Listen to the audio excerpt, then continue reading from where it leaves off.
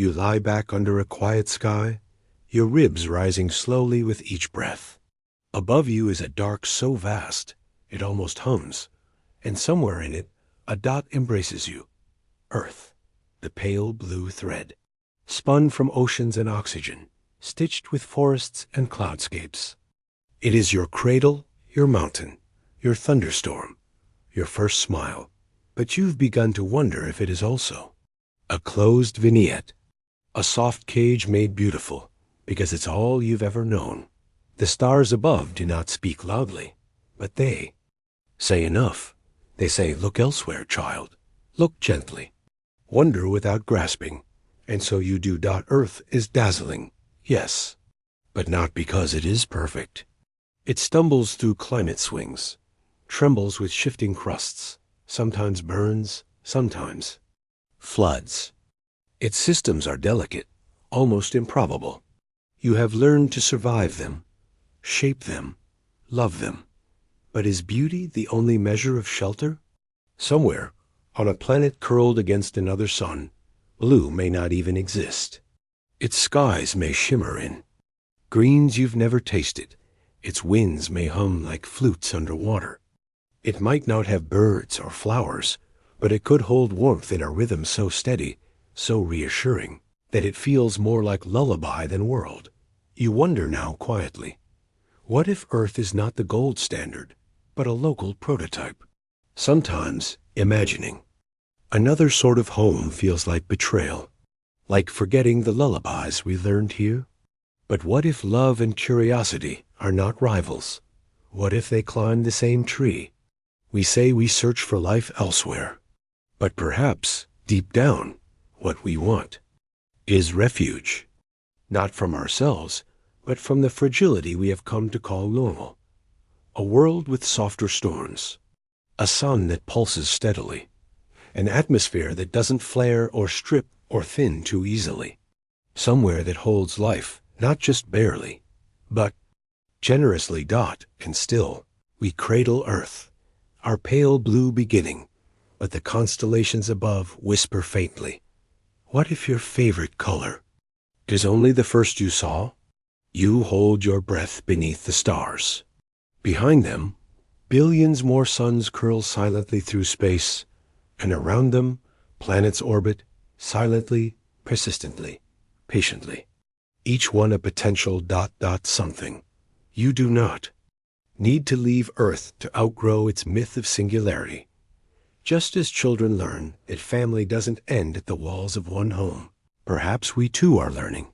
A biosphere doesn't need to be alone, not in form, not in success, not even in kindness. There may be worlds where water stays still longer, where ice doesn't choke but cradles, where heat rises like a slow sigh instead of erupting in flame. These aren't fantasies. They're candidates our telescopes have already glimpsed, wrapped in light curves and soft silences. Worlds where gravity holds, not harms, where days are slower, where skies aren't poisoned, where the balance of elements whispers, not spits. Could such places, softened by time and quiet, physics have created ecosystems more stable than ours? Fauna less frantic, flora more forgiving. You close your eyes. The grass presses into your back. Earth pulses softly below you, and still the stars above refuse to settle. Refuge might be real, out there. Perhaps more than here. This doesn't diminish Earth's poetry. It just opens the bookstore. Imagine a library where Earth is only the first page of a lovely novel, and the rest of the shelves hold ancient, varied, peaceful volumes waiting to be read. Not superior, not divine, just possible. And perhaps quietly, more dependable. We spend so much time searching for signs of desperation. Methane plumes, water flows, temperature highs. Indications that life might exist despite harsh odds. Imagine, for a moment, the planet that doesn't fight to host life. Imagine the planet that welcomes it, where the table is always set, where the seasons move like a lullaby, not a warning, where time doesn't collapse but stretches, like a psi dot. It's an unsettling thought that we might not be the exception, but the noisy neighbor. That life elsewhere might be quieter, wiser, more content. But in this silent speculation, there is not loss, only wonder, not fear, only a kind of hope, the kind made not from escape, but expansion. And as you let your thoughts drift, simple question rises like a soft echo behind your eyelids. Is Earth the standard? Or the start?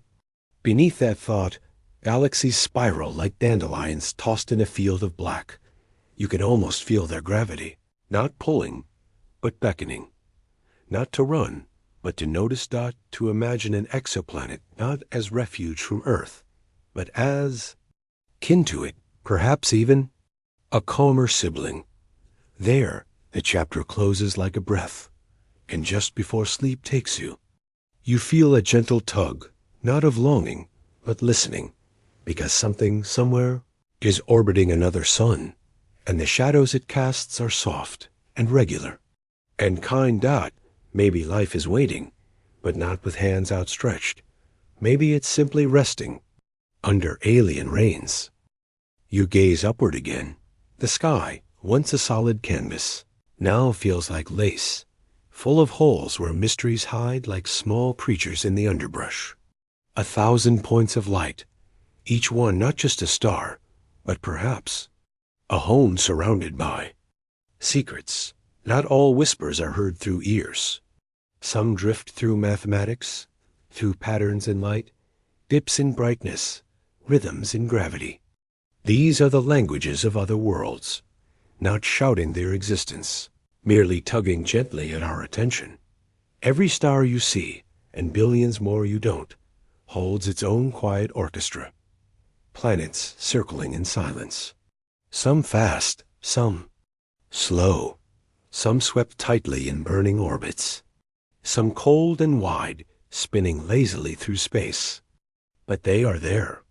For so long, we believed planets were rare, that stars burned alone, or nearly so.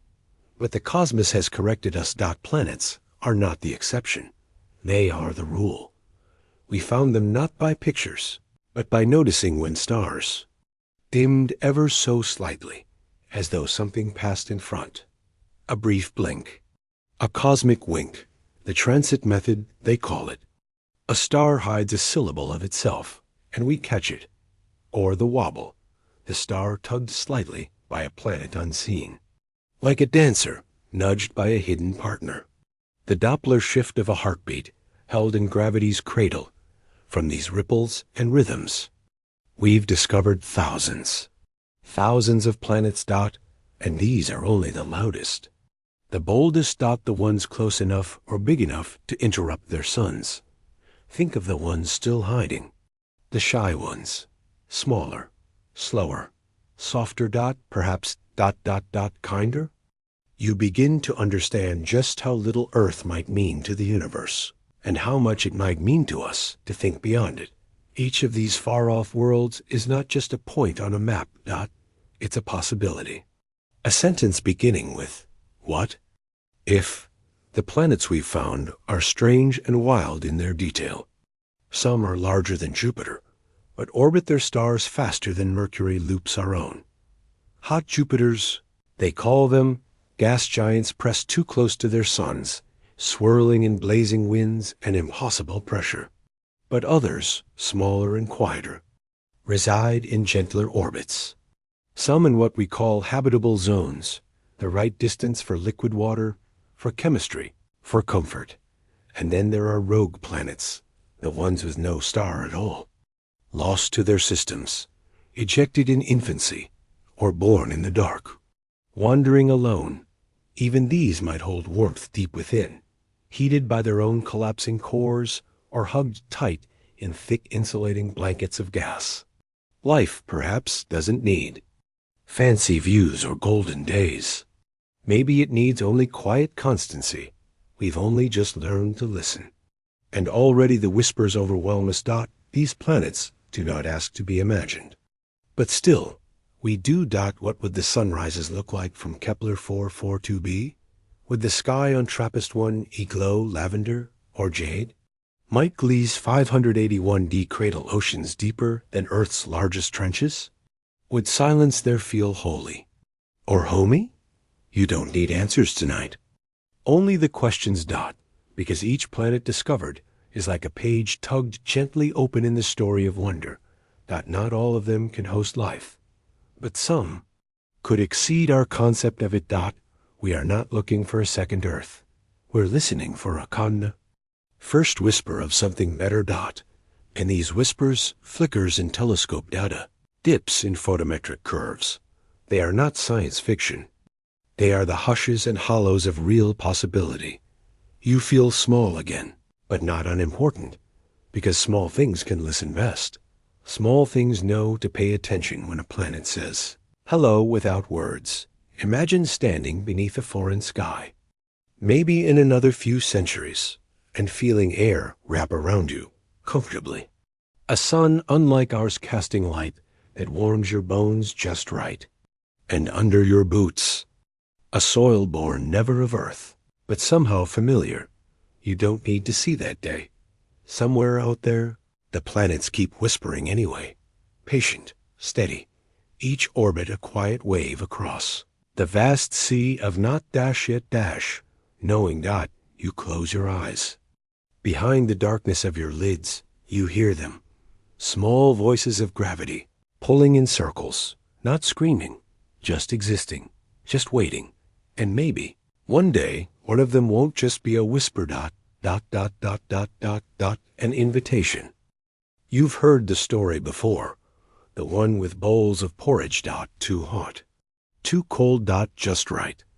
A charming tale, tucked into childhood. And somehow, without noticing, we carried it into the stars. The Goldilocks zone, we named it. The space around a star where a planet, like Earth, might hold liquid water. Not scorched to steam, not frozen to stillness, but warmed, like comfort held in a mug between gentle hands. But what if Goldilocks never learned to love the soup that sang of spice, or the one that healed cold bones? What if she mistook familiar for fortunate? You look again, not with a telescope, this time, but with the soft focus of imagination. This idea that life needs to be balanced at just the right distance from a star feels tidy. But nature doesn't seem to care much for tidy notes. Life, when we study it on Earth alone, is more like music, surprising, layered, sometimes offbeat. And often, it flourishes in places it should not. Think of the creatures who thrive in boiling ocean vents, the bacteria that dine on radiation, seeds that sprout between sidewalk cracks. Life is not picky. It is persistent. It listens for opportunity, not symmetry. So we pause and ask gently, is the Goldilocks zone an invitation or a limitation we placed upon the cosmos? Out there, tucked too close to their stars, are planets we called too hot. We picture fire, rogue heat, melting stones, suffocating air. But then, scientists modeled dense clouds, winds that reflect heat, surfaces hidden by thick atmospheres like silver veils. Maybe it isn't always too much. Maybe it's just unfamiliar, and those we called too cold. Silent, frost-laced worlds sitting far from their suns like forgotten marbles.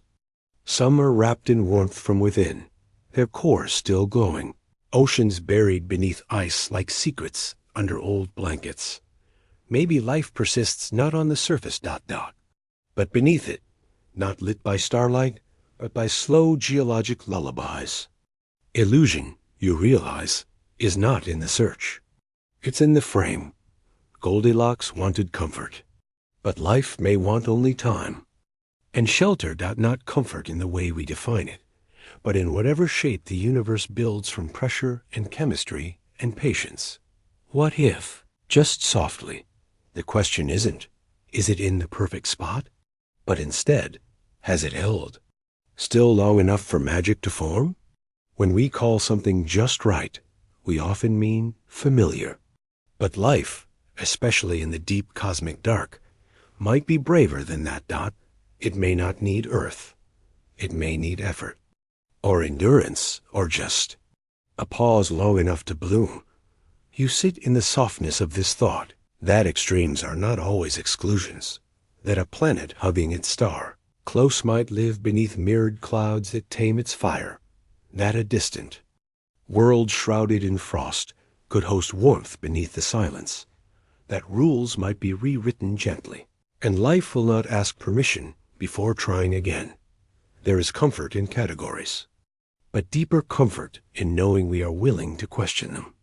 Perhaps the real illusion wasn't that planets outside the Goldilocks zone couldn't hold life, but that we thought life would only knock on familiar doors. That Earth is only one way, not the best way, not the only song the universe can hum.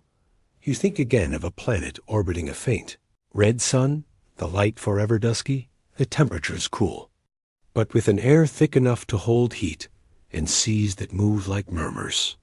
A world with no day or night, just gradients of glow. Would it feel lonely or simply peaceful? And then you do the same with a warmer world. Its sun fierce, but its sky painted in swirling clouds that shroud the ground, like gauze filtering fire. The surface, perhaps inhospitable to us, but to something else, maybe cozy. Each scenario is full of maybes. But science loves maybe, because maybe is where curiosity lives, and life itself too. And just like that ... the Goldilocks story begins to fade, not in value, but in monopoly. It was a good place to start. But the galaxy has more than one seat at its table. In your chest. That echo stirs again, not of dissatisfaction, but of deepening hope. What if better worlds don't look like ours? What if they feel like curiosity fulfilled, not comfort copied? You smile under the imagined light of another sun. A light neither too harsh, nor too dim, but real, different, sustaining something else. Maybe just right is not a fixed point. It's a question whispered from every corner of the cosmos. Could life live here too? And always ... somewhere ... the answer might be yes, but not how you expected. You've heard rain before, the soft clutter on rooftops, the patter against windows, the stillness after. But what if the sky elsewhere wept differently, not in sorrow, but in wonder? The universe is not shy with its drama. There are planets where the skies shimmer with glass-like particles, where molten rock pours down in place of water, where iron condenses in clouds and falls like sparks. And then there are quieter storms. Not all rain scorches. Not all lightning screams. Some alien rains may hum, whispering through thick air, bringing not destruction, but possibility. On the planet WA-SP76b, it may rain metallic iron. Winds lash across skies at thousands of kilometers an hour, carrying vapor across a wasteland of heat. On one side, the planet always faces its star, horribly hot. The other, permanently in night, cools just enough for vapor to condense. Iron falling like ash. It doesn't sound like home. But even there's rhythm. And rhythm matters.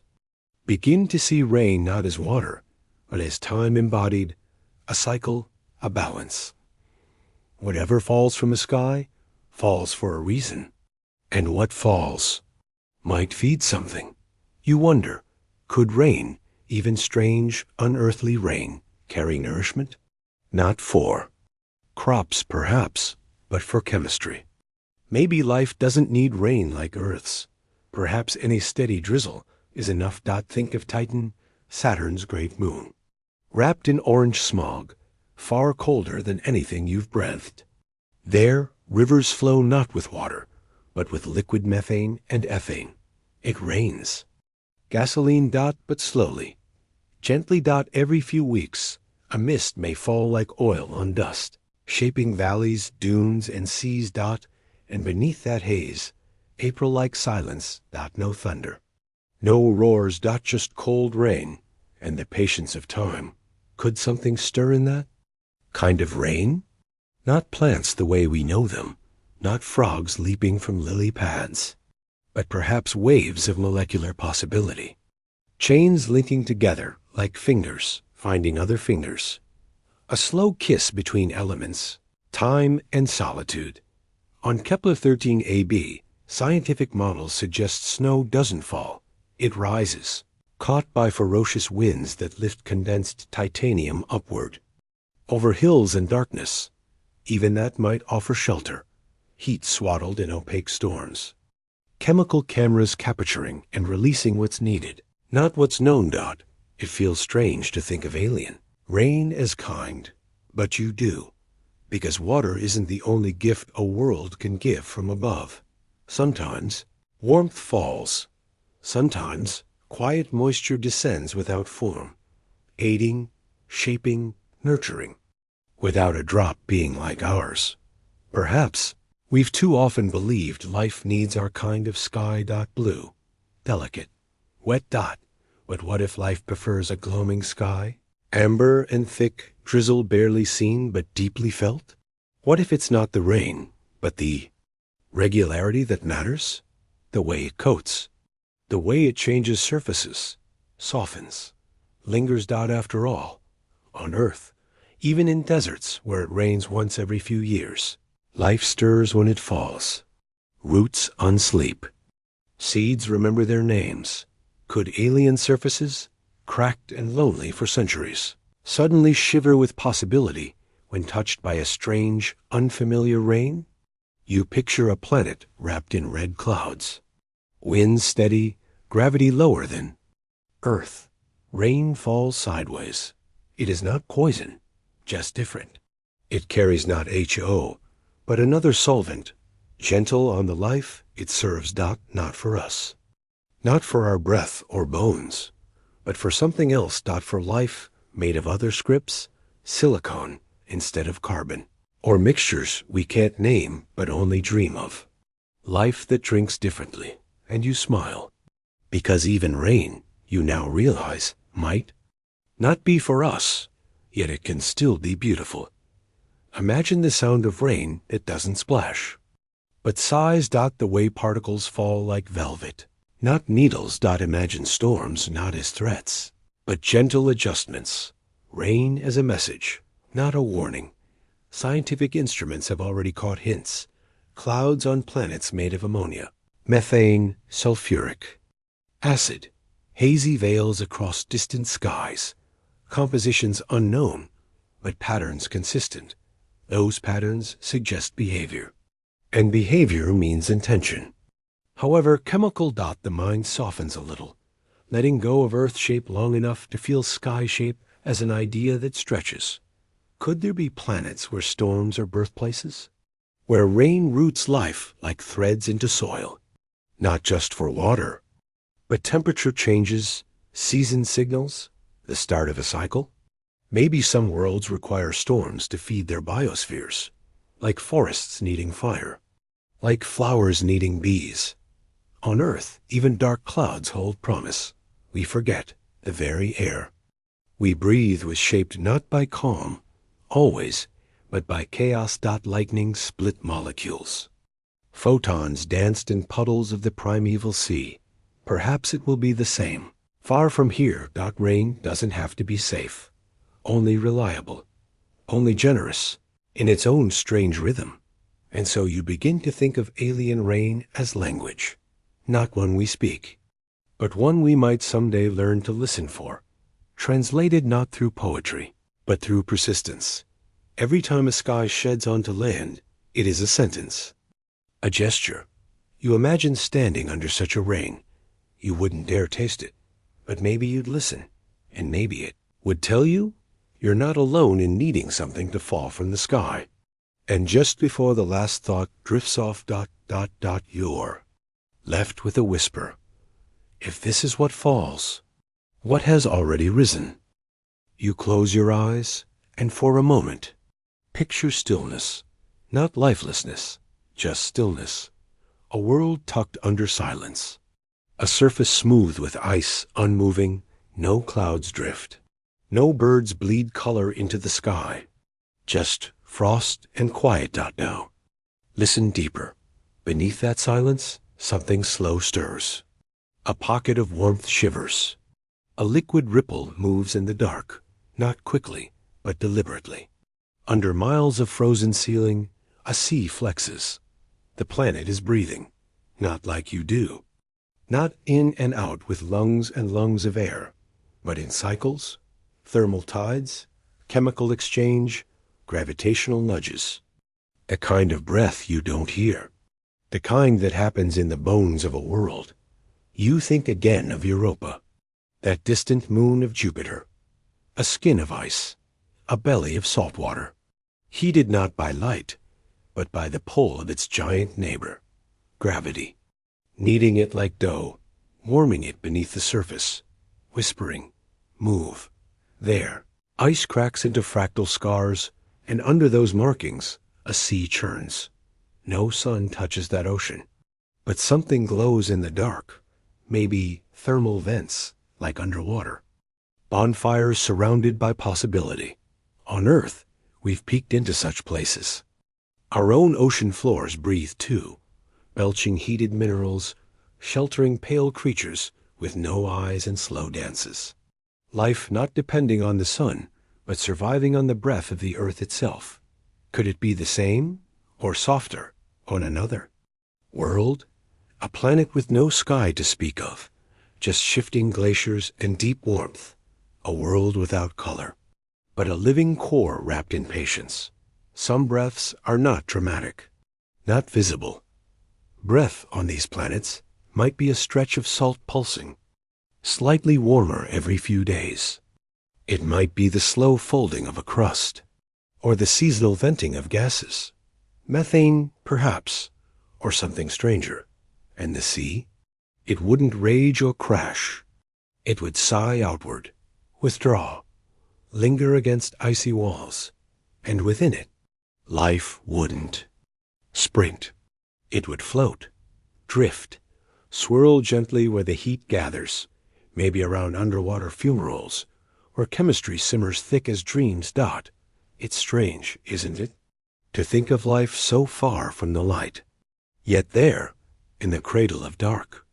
Warmth, life might be even safer. No solar flares, no UV radiation, no seasonal droughts, just warmth from within and water all around.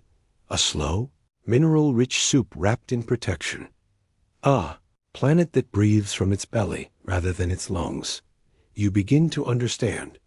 Breath isn't always about air.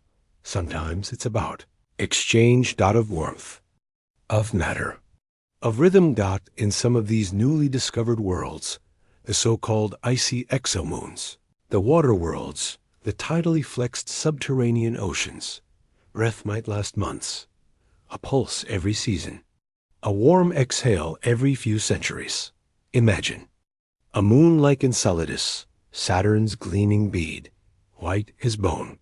From between its fractures, vapor sprays into space like a whisper fleeing a secret. Plumes formed not from magic, but from breath.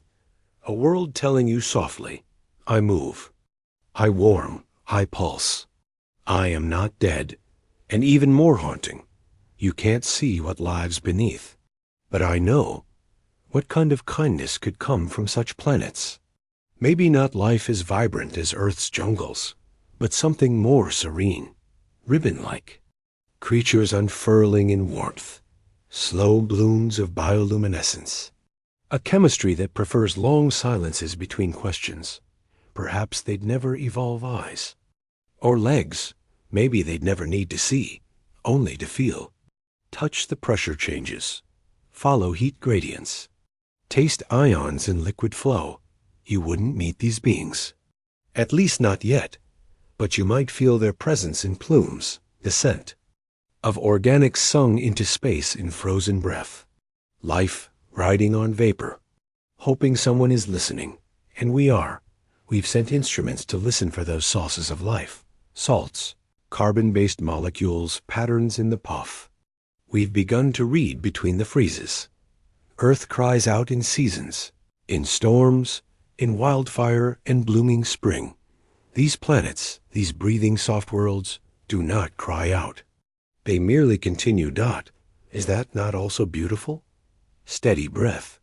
Steady promise. No. Stories of wars. No songbirds or myths. Just heat, liquid, and time. And time is generous. The longer a sea stays liquid, the more likely life may spark. The longer heat pulses upward, the more time molecules have to try touching. The longer things hold still, the more likely something will stir. And that is breath, too. Patient holding of possibility. So you lie still, again beneath an imagined sky that isn't. A crust of ice stretches above you, starlight faint through its crystal freckles. Somewhere below, a world inhales again, slowly. ANCIENTLY. You imagine its exhale. Heated water rising through cracks. Maybe simple life is carried with it. Maybe. Even now, it floats between your fingers, waiting to surprise. As you drift towards sleep. The thought lingers. If a planet breathes, even without air, whose voice is it echoing? Look up. You've done it 1,000 times. Through the haze of morning, beneath the hush of stars, behind a window, smudged by sleep or storm. You know this sky. Blue by day, black by night. Sometimes red when the world holds fire in its chest. But remember this. Earth's sky is just one version. A single note in a vast symphony of atmospheres. A song you sing only because it's the one you were born with. Now imagine others. Planets, where the sky wears the color of bruised silver. A whispering spectrum beyond violet, too soft for your eyes to taste. Light bent by different stars, thicker gases, hung in dimensions we've never needed to define. Would you call it beautiful? Or alien? Would you know how to feel safe? You pause. Not all kindness wears the colors, you know. Some skies may settle into amber glows, or shimmer like oil on stone, or move ceaselessly as if alive themselves. And that motion might feel, not threatening, but tender, like breath, or a lullaby, or a hand slowly opening. There are planets where the sun is smaller, cooler, quieter. Its light reddish or copper, soaking the sky in low warmth. Life under such a star might grow slowly, but safely. In softness, not in flare.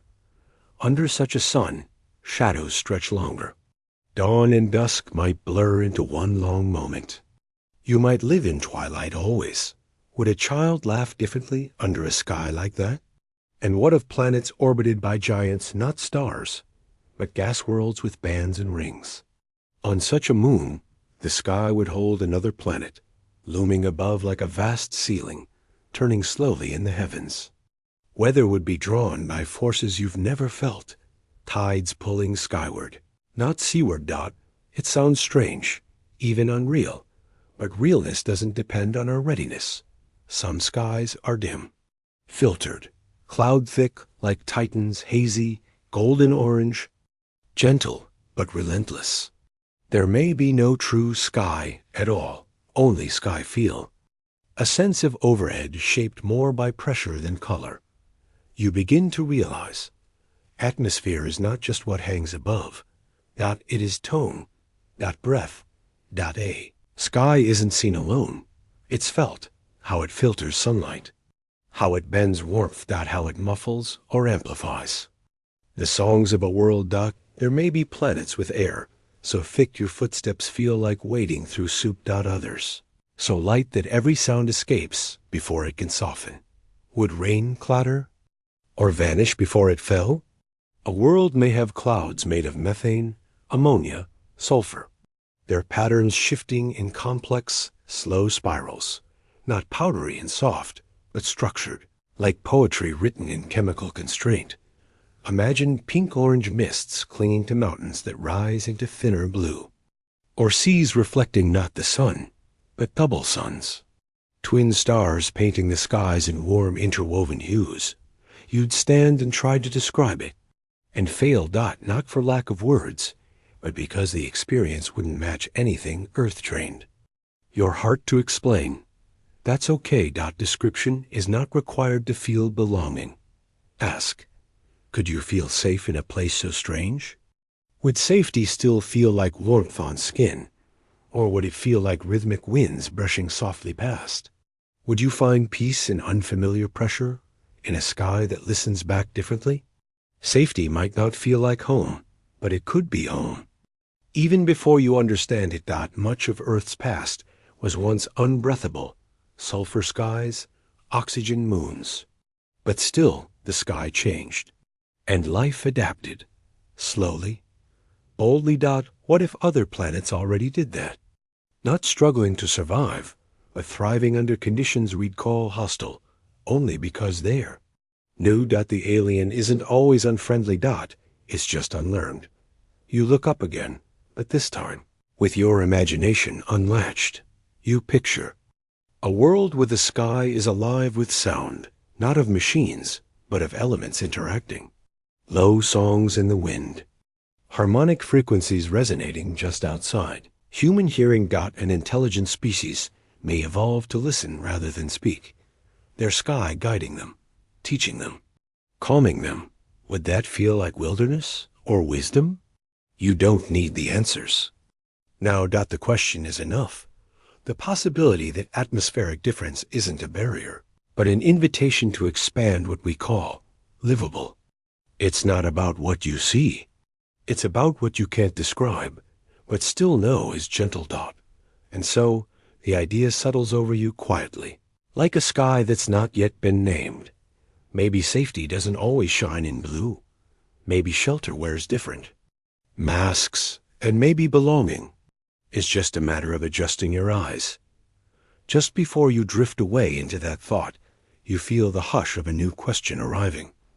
If skies could sing, what harmonies would twin stars compose? You've grown in the rhythm of Earth, 24 hours between light and dark, a tidy, tireless rotation. But imagine this, a planet where the sun rises like a secret, so slowly, the shadows barely move. A place where morning is not a moment, but a season, drifting gently toward midday, and then resting there for days, even weeks, before beginning its slow descent into dusk. No rush, no race, no hours vanishing between coffee and sundown. Just slow, slow light, softly rolling over the land like warm breath across sleeping skin. These are the slow TURNERS. Planets, whose rotation is leisurely, drawn out like the lingering thought at the tip of a dream you can't quite recall. Imagine standing on such a planet. You could watch the dawn for days. The shadows stretch softly, but they don't hurry. They have nowhere to be. And neither do you. On some of these worlds, a single day might last as long as an Earth month. On others, half a year. Not years of darkness, and years of light, but cycles so slow that life has to pause just to keep up. Would that life feel calmer? What if evolution itself relaxed? If adaptation slowed down, not from weakness, but because the world offered fewer reasons to strain? Some exoplanets tidally locked to their stars, always showing the same face, like Earth's moon does to us. One side in eternal day, warm under a fixed sun. The other, cold under endless night, never seeing the star, never blinking into day. But in between those extremes, in the twilight belt, light bends low and long, like an artist painting only in pastels. It's never truly bright, never completely dark, just permanent golden hour.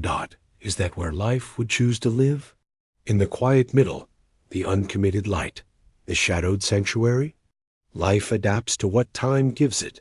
On Earth, flowers open with the sun, retreat with dusk. People fill their days with pace and pattern. But elsewhere, the ground might bloom for weeks before the light shifts. Whole lifespans could unfold between a single sunrise and sunset. Would that life be slower moving? Would memory stretch longer? Would death come later? You find yourself wondering, not just about time as measured by clocks, but time as felt. On a slow-turning planet, would lullabies take years to finish? Would stories last for lifetimes? Would love stretch its arms wider? We often mistake slowness for stillness, or forgetfulness, but often the slowest rhythms are the most deliberate. They do not rush because they do not need to. Think of glaciers, carving mountains. Think of coral, building cities in still tides. Think of old trees, measuring their lives in rings you can only read when they're gone. Maybe life thrives when time is thick, when moments are long enough to echo. Slow days may allow slow thinking. A planetary mindfulness, not action, arising not from reaction, but from still observation. Creatures that wait for decades to bloom. Biospheres tuned to silence, not noise. A sunrise that lasts a month might teach you patience or reverence, or how to listen. Slow does not mean simple. It often means deep. Even now, Earth is teaching us this, in deep-sea vents, in slowly thawing permafrost, in ancient spores buried miles beneath the soil that still know how to wake up. What might alien life know? Life born under a sun that never rushes? Maybe they do not write histories by decades, but by dawns. Maybe their language, spoken slowly across generations, sounds like wind moving through caves hotter than memory. Maybe their elders are only those who have lived through two dusks. Imagine again that twilight line between the eternal day and eternal night of a tidally locked world. There, existence might feel like a single long moment, forever preserved in a temperature just right, never climbing too high or falling too far. And within that hush, organisms might grow not taller, but wiser. Here's a thought. What if duration is nourishment? What if life grows richer the longer it stays in the same light? And what becomes of night on the far side of such a world, anchored in shadow? Time still flows, but so slowly you might watch a single star rise across an entire lifetime. Would such stillness invite reflection? Would stillness itself be sentient? You sit again with the idea that pace defines perception. Your life is filled with schedules, directions, hours. But what if life is supposed to bloom like moss? Quietly, slowly, and always in response to where the light lingers, not where it strikes. Perhaps you would not sleep under such a sky. You would simply slow your breath to match the spin. You would rise with the planet and rest with it too, not in sleep, but in rhythm. And when the light finally fades, it would not go quickly. Would have time to prepare. Time to say thank you to last ray. Time to whisper something hopeful into the turning dark. These are the gifts of slow time. They don't shout. They don't shine. They simply let you take your time. And just as you start to slip into that slower rhythm of thought, you wonder, if time were slower, would we ever need to hurry, love? You've grown in the rhythm of Earth, 24 hours between light and dark, a tidy, tireless rotation. But imagine this, a planet where the sun rises like a secret, so slowly the shadows barely move. A place where morning is not a moment, but a season, drifting gently toward midday, and then resting there for days, even weeks, before beginning its slow descent into dusk. No rush. No race, no hours vanishing between coffee and sundown. Just slow, slow light, softly rolling over the land like warm breath across sleeping skin. These are the slow TURNERS. Planets, whose rotation is leisurely, drawn out like the lingering thought at the tip of a dream you can't quite recall. Imagine standing on such a planet. You could watch the dawn for days. The shadows stretch softly, but they don't hurry. They have nowhere to be. And neither do you. On some of these worlds, a single day might last as long as an Earth month. On others, half a year. not years of darkness. And years of light, but cycles so slow that life has to pause just to keep up with that life. Feel calmer? What if evolution itself relaxed? If adaptation slowed down, not from weakness, but because the world offered fewer reasons to strain? Some exoplanets tidally locked to their stars, always showing the same face, like Earth's moon does to us. One side in eternal day, warm under a fixed sun. The other, cold under endless night, never seeing the star, never blinking into day. But in between those extremes, in the twilight belt, light bends low and long, like an artist painting only in pastels. It's never truly bright, never completely dark, just permanent golden hour. Is that where life would choose to live? In the quiet middle, the uncommitted light, the shadowed sanctuary? Life adapts to what time gives it. On Earth, flowers open with the sun, retreat with dusk. People fill their days with pace and pattern. But elsewhere, the ground might bloom for weeks before the light shifts. Whole lifespans could unfold between a single sunrise and sunset.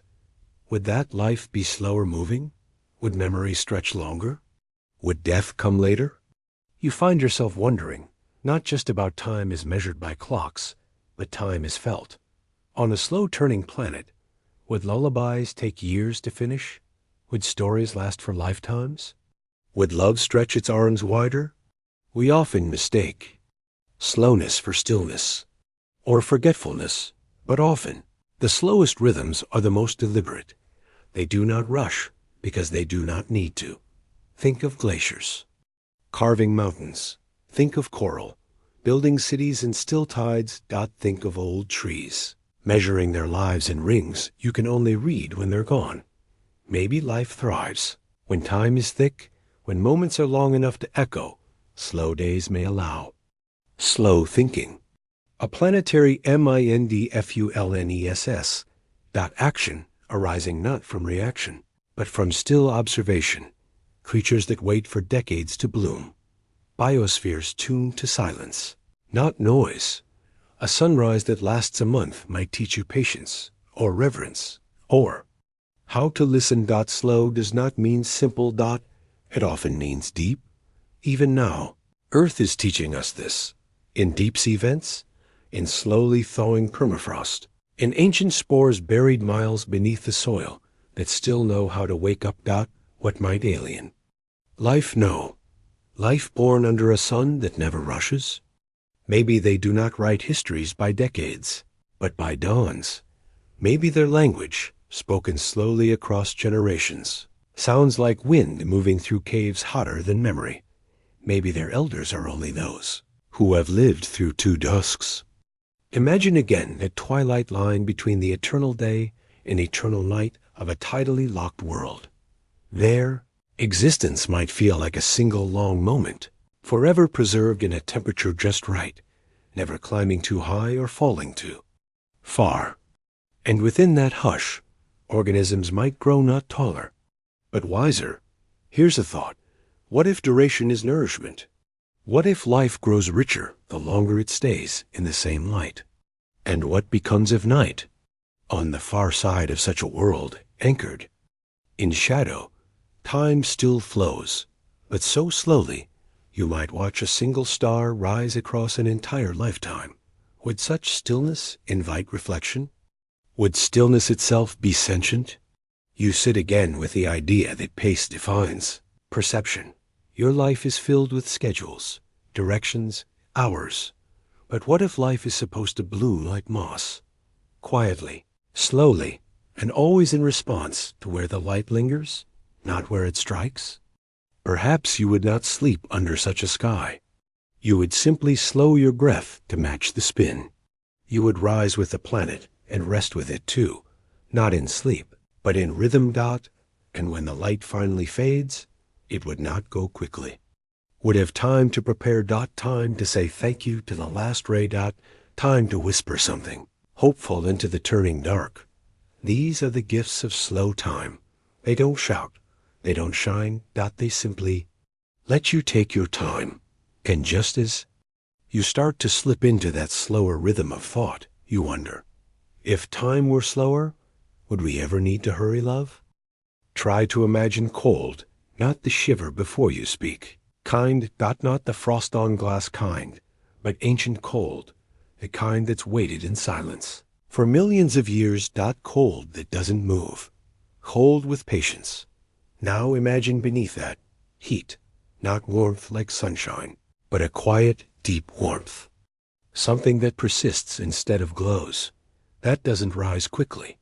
Doesn't reach for the sky, It simply stays, This is the secret of many distant worlds. The moons with icy shells. The rogue planets cast into dark. The exoplanets too far for sunlight, but not too far for fire. Heat on these worlds is not gifted by stars. It comes from the inside. The slow crush of gravity. The dance of tidal forces, eternally kneading the planet like bread. The decay of old, radioactive bones deep in the core. From this, an odd miracle, liquid water, hidden beneath a frozen crust. And wherever there's liquid water, we begin to hope, because water moves, and movement is the first syllable of life. Take Europa, Jupiter's moon, wrapped in cracked, glowing ice. Beneath it, a salty ocean. Stirred not by surface storms, but by the way Europa is pulled, stretched and squeezed by Jupiter's immense gravity until its core warms and its sea breathes below. Then there's Enceladus, smaller and brighter. White as bone, it sprays its secrets. Into space, plumes of vapor, ice grains, and organic molecules. A frozen giant that leaks heat into the stars. Not loudly, but steadily, could something live inside? Not fish with fins, not whales with songs, but simpler breaths, microbes adapted to chemical warmth instead of solar light. Protection not from distance, but from depth. They wouldn't see the sun, but they would know rhythm, the pulsing of heated currents, the whisper of rock against water, the gentle hiss of a mineral, dissolving in liquid and feeding something tiny, unseen. And what of rogue planets? Those wandering giants, flung from their stars, drifting through interstellar cold, alone. And yet not dead, if they're large enough, if their hearts still glow.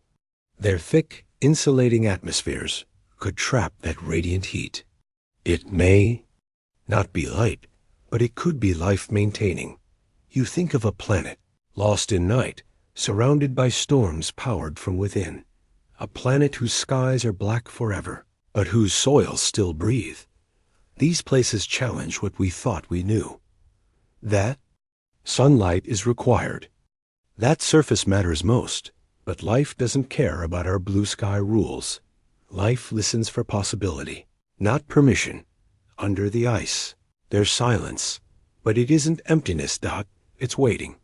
Perhaps creatures in the warmth below never dream of. Stars, they don't look up, because there is no up. Their world is horizontal, drifting. Fluid, a world made of depth, not height. Movement, not sight. Imagine a jelly-like being that senses heat instead of light, that feeds not by hunting, but through chemistry, that gives off pulses, slow flashes, communicating, not calling. Could something like this exist beneath the ice of exoplanets? Could it feel joy or belonging? Or are those words too small for its eloquent drift? You start to see how fire and ice might be siblings, not opposites. Ice protects, it covers worlds like locked diaries. Hiding the scrawl of potential inside, it preserves. Balances, fire, when slow, when steady, is not destruction, becomes. Invitation, an eternal simmer, instead of a burn, it tells molecules.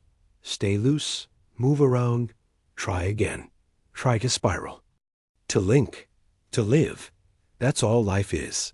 1,000 billion chances to try again. And it needs warmth, not flame, not sunfire, just consistency, So picture a world, smooth and frozen at the surface, you land. Walk, the air is thin, if it exists. At all. Beneath your feet, layers of ice so thick they hum when you step. Beneath that, an ocean, miles of darkness, pressure, slow chemical swirl, and within it, somewhere, life existing, not thriving, not bursting forward, not just being, slow and sure. And maybe one day that life might rise to vents, might feel the pulse from a passing spacecraft, might drift into a warm current and wonder, what changes the water this way? What might you feel? In that space, the joy wouldn't be in discovering something new, but in discovering something quiet still trying. And what would that kind of life feel like in your hands?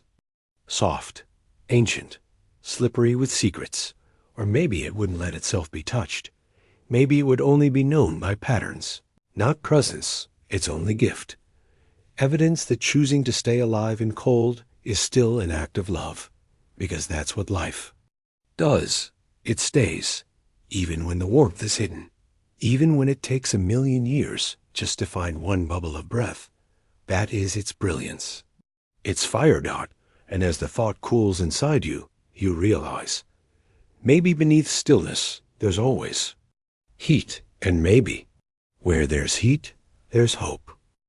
2 stars dot, it's a sight you're not made for, but can still imagine. A sky where sunrise comes from 2 directions. First, a soft gold rising from the east, and then, moments or hours later, another sun joins from the southwest, slightly redder, slightly slower, like a harmony waiting for its melody. On such worlds, night is a rarity. Light stretches longer. Shadows dance in strange ways, doubling and drifting, crossing and blending, moving in layered rhythms that Earth's moonlit hours could never compose.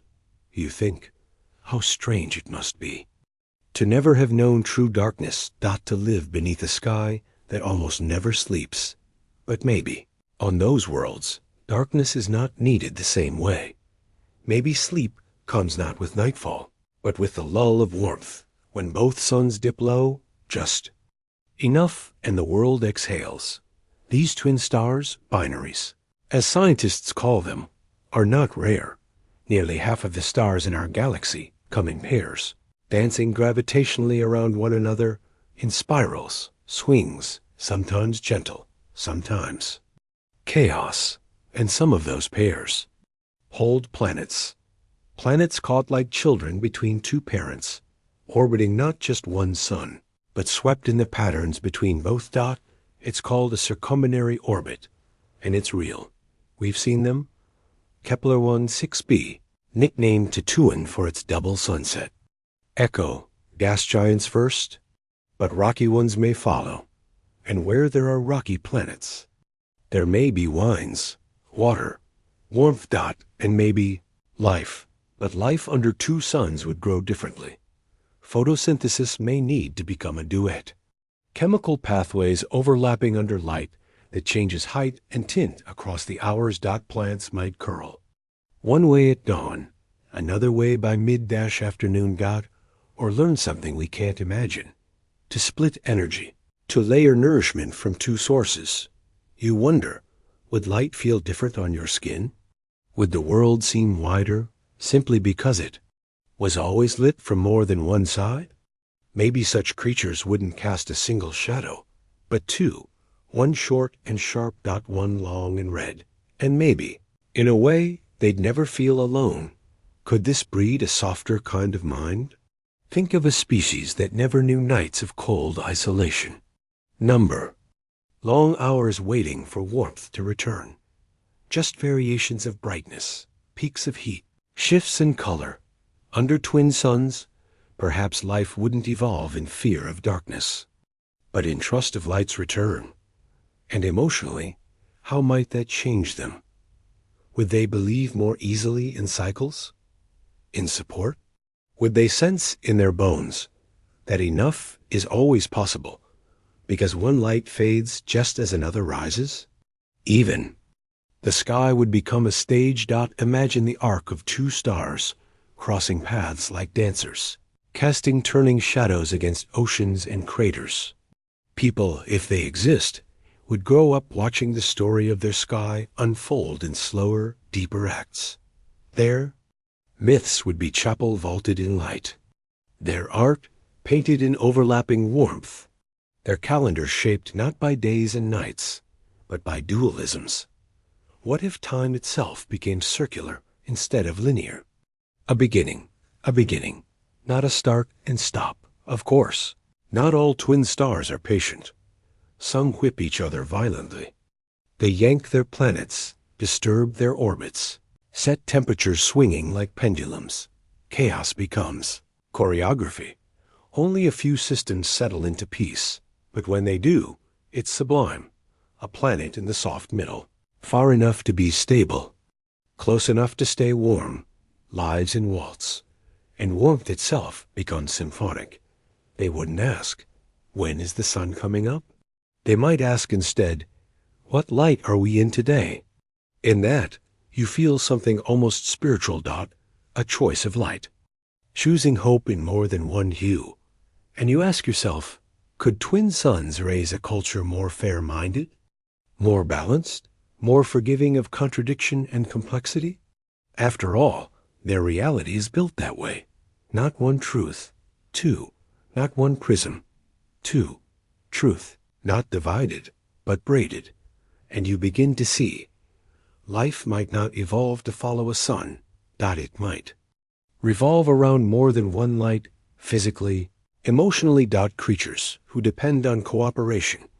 Ecosystems that grow in tandem, not despite diversity, but because of it. Evolution tuned not to singularity, but symmetry. The mind lingers in. At double brightness. Two warmths, two shadows, not burning, not confusing. Just whole. Sometimes it takes two lights to show a single shape clearly. And just as you let that thought warm you, you feel the question stretch over the horizon.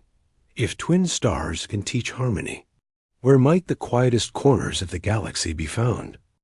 Picture a cabin deep in the forest, no roads, no cities, no neighbors for miles. No drama, no disaster, just the hush of trees and the soft crackle of wood settling in wind. Now stretch that thought outward, way outward, across arms of stars and lanes of dark matter, past the bustling centers of galaxies, into the dimmer edges, where things slow. There, in the gentle spiral arms, planets may live like cabins do. Out of the way, out of the blast zones. Stories we usually tell. We're used to brightness and violence in space. Stars exploding, gas collapsing, asteroids forming, and forgetting. The Milky Way is full of noise, but much of it is tucked toward the core. The inner regions radiate, rattle, pull hard, and though that light thrills our instruments, it may not comfort life. Too much gravity, too many stars. Too much chance for things to go wrong. But in the outskirts, things breathe more freely. Not everything wants to be close to the fire. Some exoplanets live far from frantic centers, orbiting stars that are calm, stars without companions to tug them, or drama to burn them. Stars that live long lives quietly.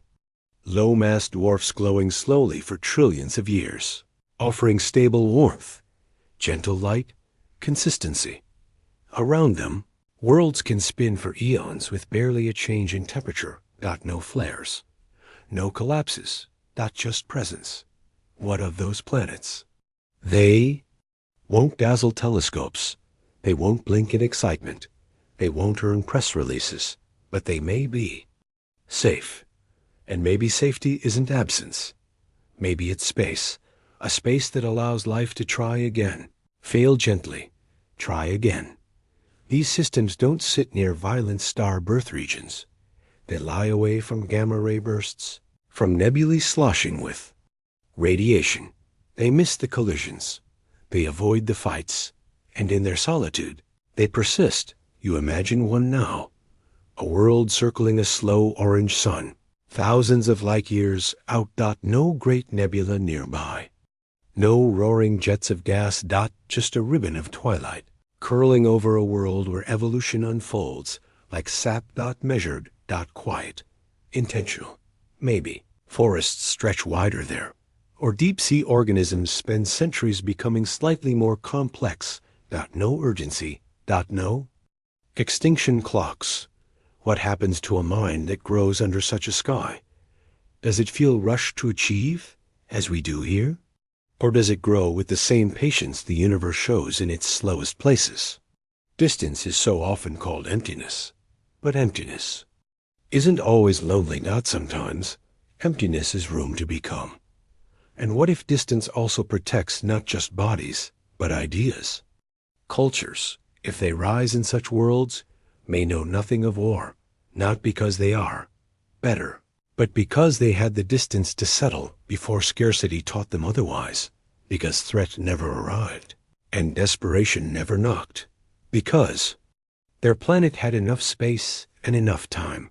You start to think of safety not as something provided, but something preserved. And in the still arms of a galaxy, that safety may be free to unfold. The Earth is not in the galactic center. That's a gift. We live far from gamma-ray bursts. We orbit a star that's lived quietly for billions of years. We don't feel the chaos. But we are alive because of that placement. It's easy to forget the kindness of that distance. And you wonder now, how many other worlds are kept alive, not by fire, but by space? There's a clarity in distance, too. The sky might be darker, the stars crisper. Astronomy might be INSTINCTUAL. Survival, uncluttered. Here, you measure life in solitude. In margins, not hiding, but held. Out there, maybe life blooms not like wildfire, but like lichen on stone. Quiet. Resilient. Reliable. Ready for the long haul. And maybe, somewhere in those soft spiral arms, a civilization already watches us, from far enough to be safe, close enough to care. Maybe they waited to evolve because they knew time would hold them. Maybe their first telescopes didn't search for others, but simply stared at their own sun, thankful for its gentleness. What would it be like to grow? In gratitude for calm? And we, full of storms and spinning news and bursting ambitions, forget that some worlds exist simply to endure. Is that not life too? Not fiery, not impressive, but possible. Held by nothing except distance, and left alone long enough to dream. Just before that thought sighs its way out of your mind. You wonder, if distance is where peace begins, how far might we step if we walked there instead of running? You began this journey imagining alien worlds as challenges, planets too fierce, too foreign, too far. But now, having wandered through the softly turning days of distant Skizend beneath, the hush of buried seas and twin suns and steady warmth. A small, strange question flickers. What if we're the dangerous ones? Earth, beloved, lush, miraculous, is also tumultuous. It trembles. It burns. It floods without mourning. The same energy that raised forests also cracks continents.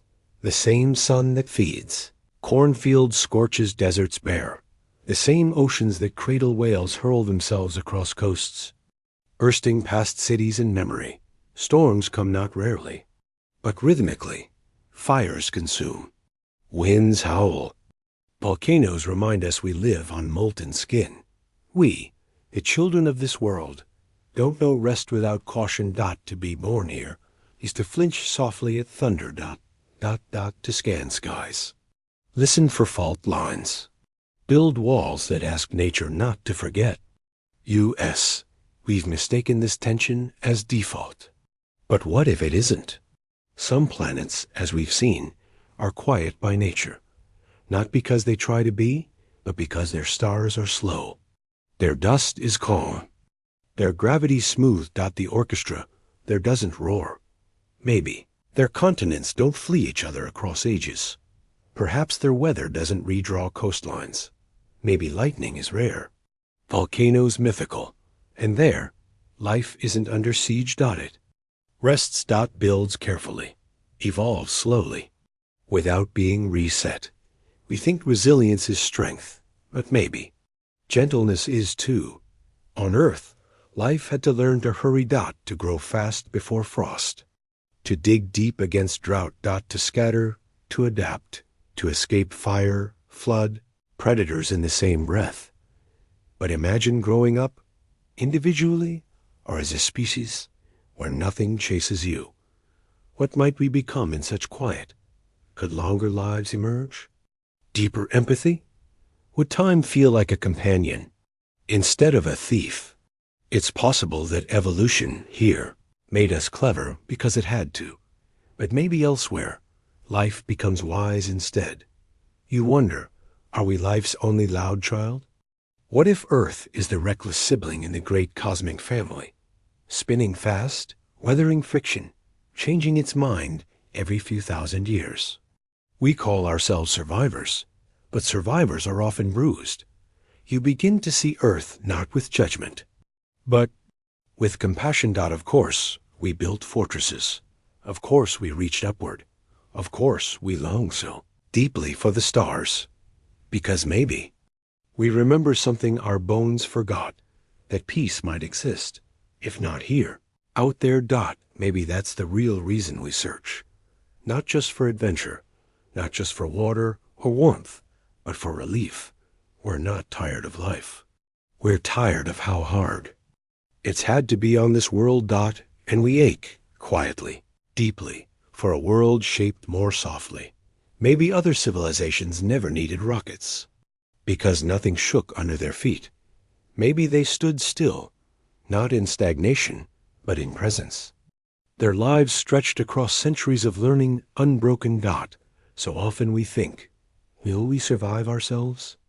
But what if the better question is, what might we become? In a world that doesn't fight back?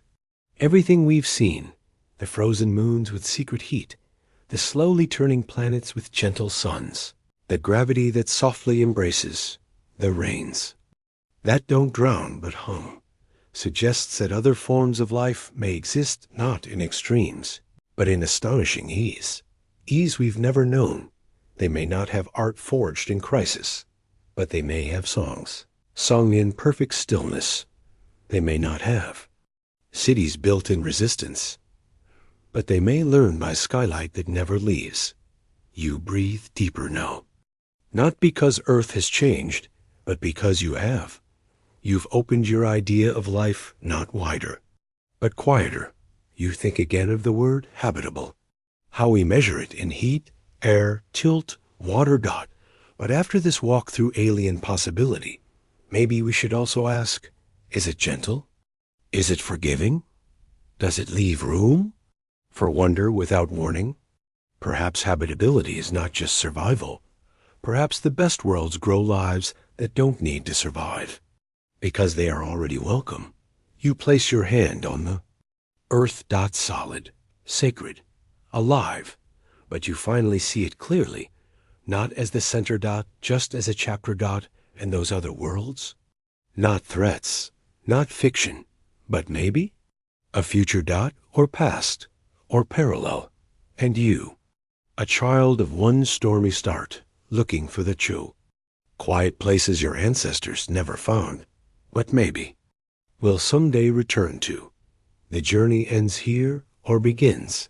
We've wandered through distance, listened to rain, felt gravity and patience, watched twin lights glow, breathed through slow tides, and questioned what alive really means. Not once did we rush. Not once did we demand. Because space doesn't need answers. It gives us possibility. And tucked into that possibility is this final soft thought.